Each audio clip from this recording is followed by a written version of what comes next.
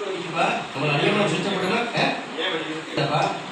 ஏன்னா உள்ள gas leak ஆகிட்டுல சுவிட்சை போடுறாங்க சுவிட்சோட ஸ்பார்க் பண்ணுறோம். இப்போ நம்ம வீட்டில் இருக்கும்போது நீங்கள் போய் ஒரு சுவிட்ச் ஆன் பண்ணி பார்த்தீங்கன்னா ஒரு பொறி ஒரு நெருப்பு சின்ன ஸ்பார்க் ஒரு பொறி வந்து உடனே அடைச்சிடுங்க சுவிட்ச் போடும்போது.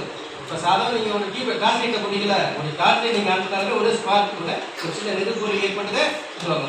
அதே மாதிரி நீங்கள் சுவிட்சை போடும்போது கேஸ் லீக் ஆகிடுச்சுன்னா நீங்கள் சுவிட்சை போட வரக்கூடிய ஸ்பார்க்கு அந்த இடத்துல பட்டு அந்த டோட்டல் கேஸ் இருக்க இடங்கள் எல்லா இடத்துலையும் ஸ்பைர் ஆகி அப்படியே வெடிச்சிடுங்க. அதனால் கண்டிப்பாக நம்ம சுவிட்ச் போடக்கூடாது.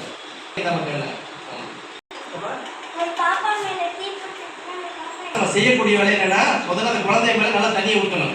ஏன்னா முன்னாடி சொன்னாங்க தண்ணியை ஊற்றினா இன்ஃபெக்ஷன் ஆகணும். அதான் இப்போ என்ன சொல்கிறாங்கன்னா யாரோட குழந்தை இல்லை யாருங்கள் தீப்பட்ட நம்ம முதல்ல செய்யக்கூடிய வேலை அவங்க மேலே நல்லா தண்ணி ஊற்றணும்.